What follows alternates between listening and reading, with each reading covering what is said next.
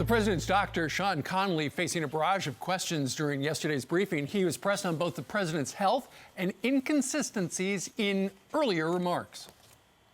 The fact of the matter is that he's doing really well. If everything continues to go well, we're going to start discharge planning back to the White House. Regularities in his lungs. Are there any until obesities? today to disclose that the president had been administered oxygen? Why is the president not wearing a mask in the videos and photos that have been released? On the lung function? You told us that the president was in great shape. Minutes after your press conference, White House Chief of Staff Mark Meadows told reporters that the president's vitals were very concerning. Whose statements about the president's health should we believe? The chief and I work side by side, and I think his statement was misconstrued. Well, here with reaction media reporter for The Hill, Joe Concha. Joe, over the weekend, the world press wants to know how the president is, and there were some inconsistencies. There was some confusion as well. I mean, you look at the headlines criticizing the doctor and things that Mark Meadows had said.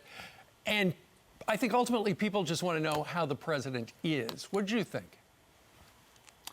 Well, I think if we're going to believe all these conspiracy theories around the president's health, Steve, you have to ignore the fact that the president put out videos speaking directly to the American people, videos that he at least has 86 million followers on Twitter. So you have to discount that. You also have to believe that Dr. Connolly, who is only lieutenant commander of a NATO trauma unit in Afghanistan, is in on this conspiracy in terms of misleading the American public. But then on top of that, you also have to believe that the president's medical team, which consists of Doctors Dooley, Gibraltar, Blaylock, Campbell, Hodgkin, Klein, Nansworth, Lavopa, Carter, Meehan, and Schonow, 11 total doctors, nurses, and a pharmacist, are also in on this conspiracy. So, look, I'm seeing tweets like from CNN's national security analyst, Steve, quote, "It is very likely that Russian intelligence agencies, through signal and human intel sources embedded at Walter Reed, have more information about the president's condition than we do." You have a conservative columnist, or at least one who plays one for the Washington Post,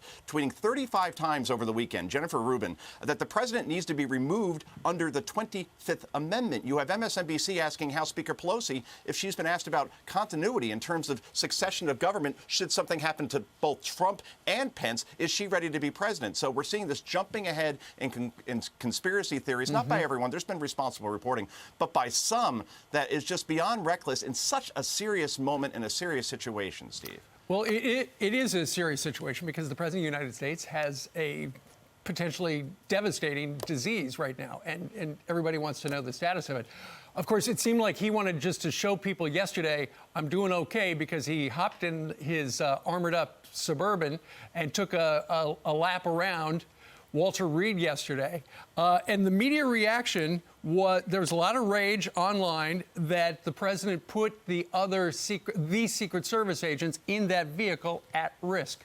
Your reaction to the media reaction?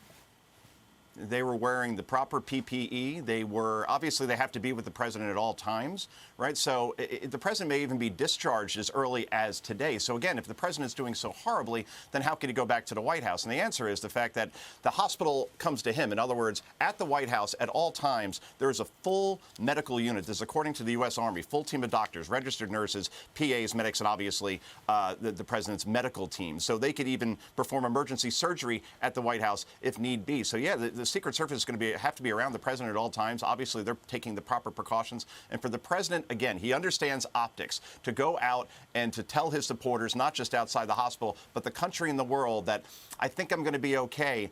That is consistent with his message from the beginning in terms of coronavirus, in terms of promoting optimism instead of doom and gloom. Right. Do you see a double standard in the reaction and the coverage?